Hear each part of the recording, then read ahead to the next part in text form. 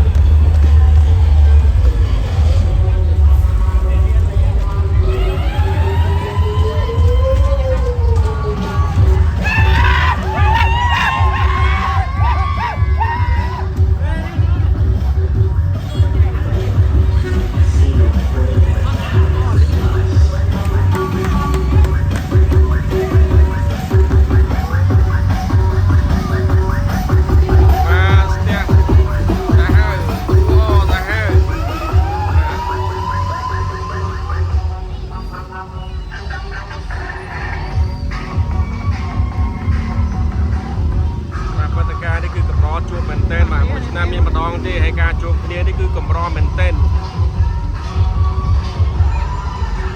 បាទវីដេអូចុងក្រោយរបស់ខ្ញុំមួយនេះបាទ